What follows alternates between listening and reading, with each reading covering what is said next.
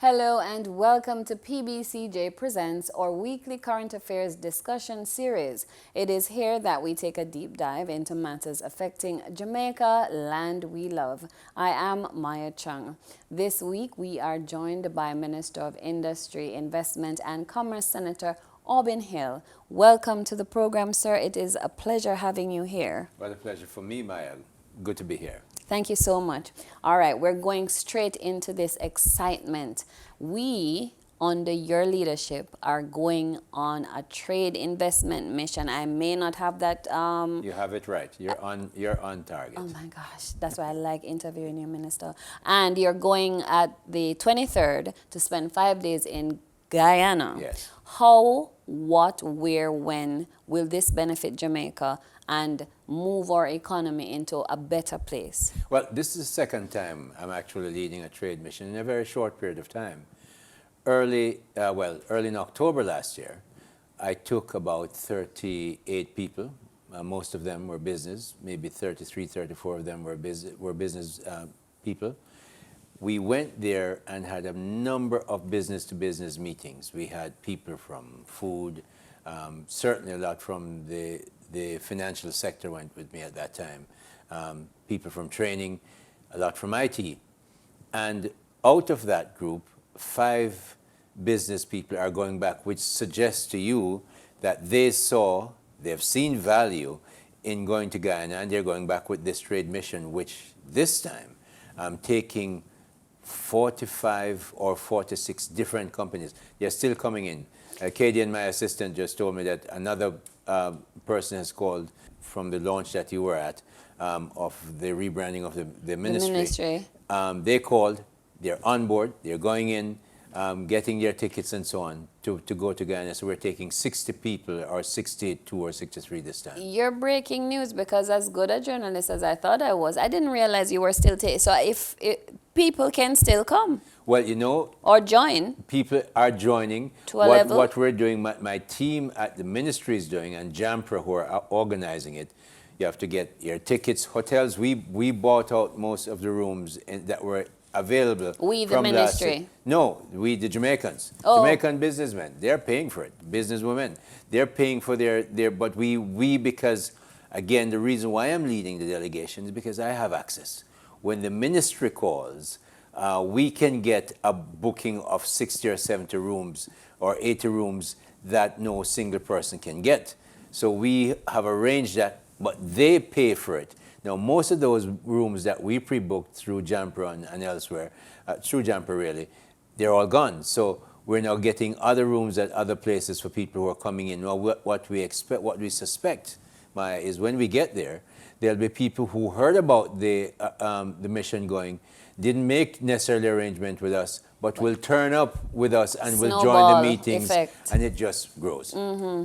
All right. What is the aim of this particular second iteration? Because it's not the first time. Right. However, we're going in. Big this time. Bigger than you went with 37 people Yes. last time, October. Things have evolved to the point where it seems like it sounds like a cruise where it's overbooked, but it is in good standing for the nation. What are we going to get when you leave at the end of the 5 days with these people, in your estimation? Predicate or predict, if I'm not. Yeah. Right. Well, we were invited back by government officials. Their contractors in Guyana are small, because Guyana, although a very big country of 83,000 square kilometers, they only have 780 people. So the contractors Pardon me? That's all. 780,000 people. Really? That's it. Yes. So with that size country, almost half of a continent compared to Jamaica's size. That's massive opportunity for us in Tremendous. Jamaica. So why are we going? We're going for this reason. I'm taking at least 8 contractors, construction contractors and others. We're taking at least 11 ICT companies that do ICT work for computers and so on. They're all going.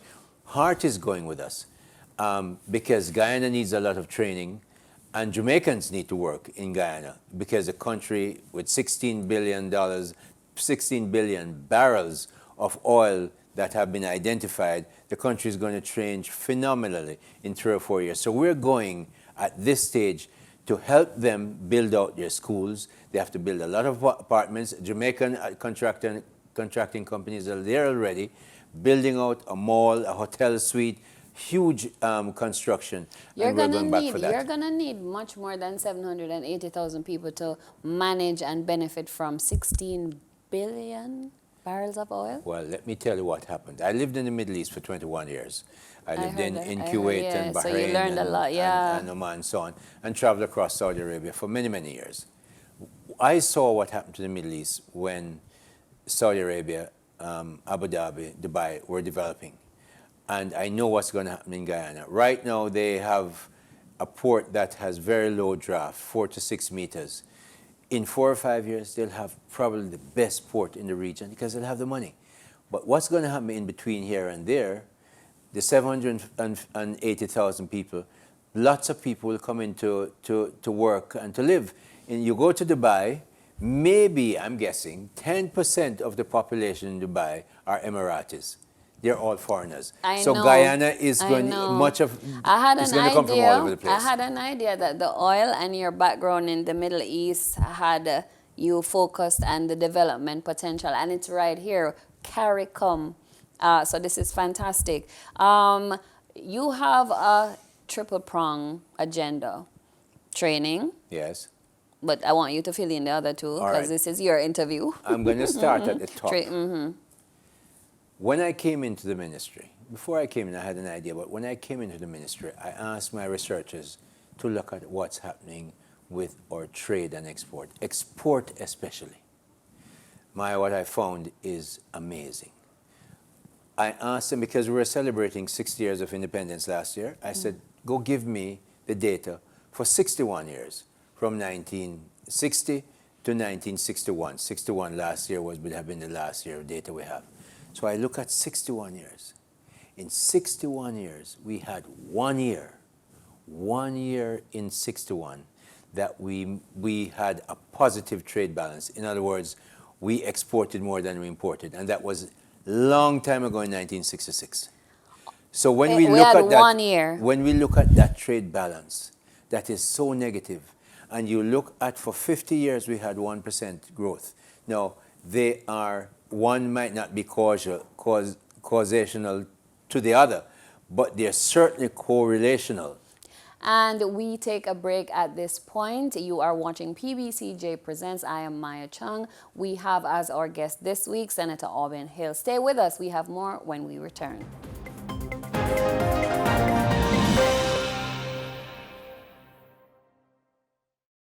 And welcome back to PBCJ Presents. I'm Maya Chung. My guest is Senator Aubyn Hill. Before the break, sir, we were talking about negative trade imbalance and the history of it in our nation. Could you continue, please? Very quickly, in the 61 years, we've had 1 year of positive trade balance, which means we exported more than we imported. That was 1966. And 1 year only. Year. In 2021, which is the year the last year I have figures for, we imported $5.975 billion of goods and services. We exported a mere $1.441 billion. The trade gap, the negative trade gap, was $4.5 plus billion.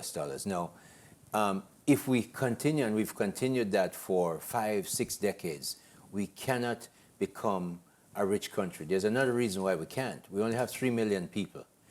Or per capita GDP, that means if you split up all the GDP, all the money we make as a country, to every Jamaican, each Jamaican will get less than $5,000. Puerto Rico has 31, Trinidad and Tobago has 15 plus. We're at the bottom of that scale. That means we have only 3 million people, 3 million relatively poor people. You cannot become a rich country dealing and selling to only 3 million relatively poor people. So the upside, Maya, is this. All of us have to look at exporting. And this minister will be carrying that message every single where I go. I tell people, if you invite me to a funeral, be prepared. I'm going to find a way to talk about exports because it's so vital to the country. Exporting coffins. We must, well, yes, I leave that to the entrepreneurs. Entrepreneurial. But you must export. So not only coffee, but our big export is tourism. BPO, we are exporting in BPO. They don't live here, but we're doing all the work for people overseas. And we have people who are doing small-time export through internet. But Jamaica has to change that Make negative. it more formal and bigger Make and it much bigger, more. but reduce that negative trade balance so that we can That's a hell grow of a and become a negative richer country. We cannot stay where we are. I like your mantra of preaching that there is wealth here and there is wealth to be gained here. A lot of people who live here or fellow citizens believe once you're here, you have to go elsewhere to become wealthy.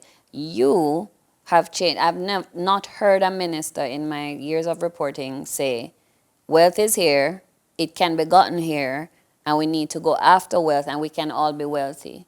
It's your mantra, and it's very encouraging because people want to live well. You don't want to live 7 3 score and 10 by the great, Be poor, yes. exactly. That leads Where me- did you, that leads why me did you into- see that, and Well, that leads me why to are the you the only next one saying that? objective Yeah. that we had when I was rebranding the ministry at the launch.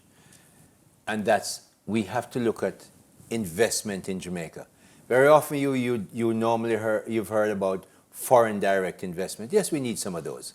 But I know, because I ran the biggest bank here, there's a lot of money in Jamaica, but we haven't talked about local direct investment as much as we need to. You're the first person I heard use that term, and like I said, finance was one of my beats, and it intrigued me mightily. It's like a catch term, foreign direct, FDI, until it means, and you're now saying local direct investment. You have to break that out to us. Well, some people have said it at JAMPRA, but in my view, JAMPRA is now in my ministry. In my view, not nearly enough.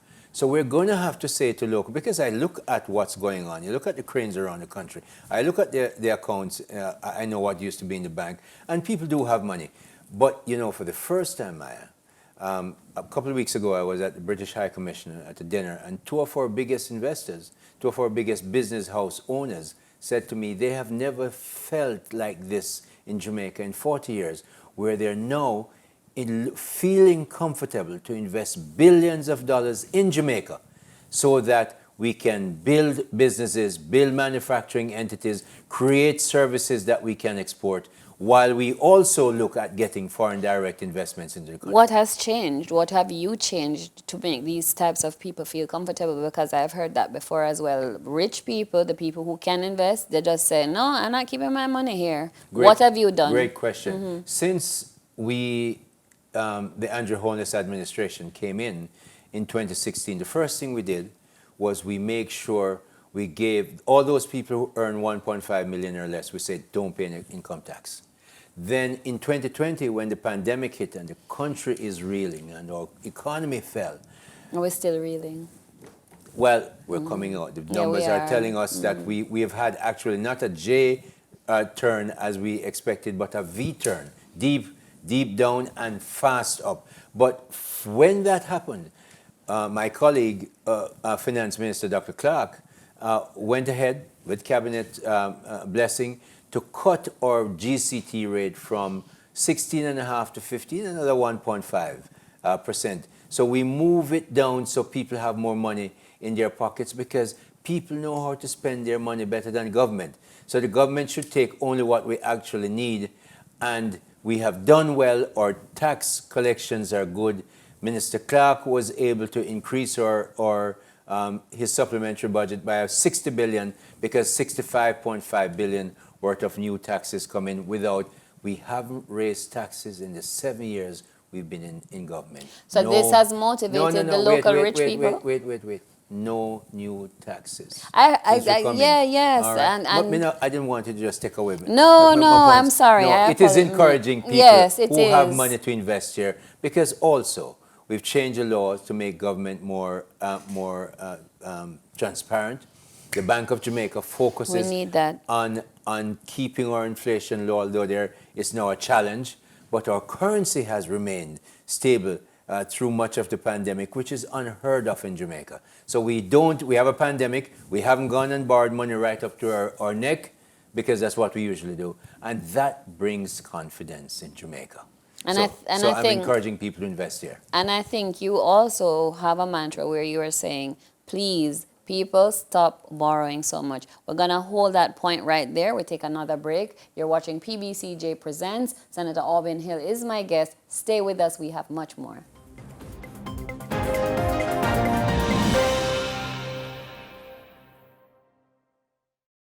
And welcome back to PBCJ Presents. My name is Maya Chung. My guest is Senator Aubyn Hill. Senator, before we went to this particular break, we had a very interesting discussion. People are now more comfortable, rich people are now more comfortable keeping their money at home, which is a good thing. Moving forward, I want you to talk to me about employment in this nation. What is happening? Because investment would be catalyzing opening of business and spurring that kind of thing. Talk to me about that. Given where we're coming from, when we took over as government, the unemployment figure was 13.5%. In January of last year, it fell to as low as 6.1, 6.2%. So we're at a place where, as an emerging economy, where we're coming close to full employment. Businesses are saying we can't find people to work.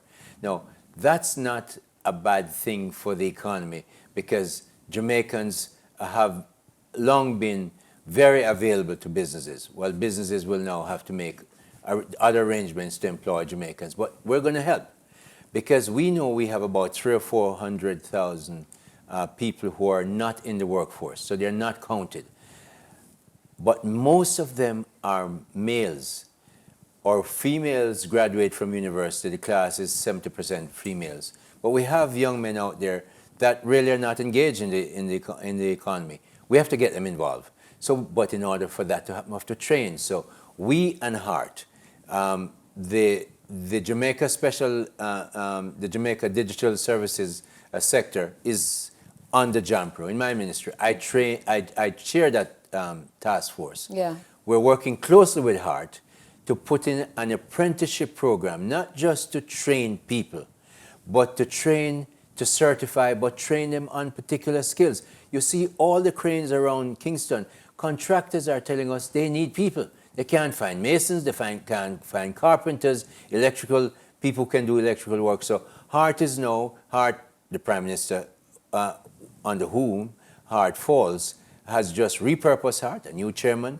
new managing director, and they are now looking at an apprenticeship program. Why apprenticeship program? Because Germany wasn't built by a bunch of PhDs.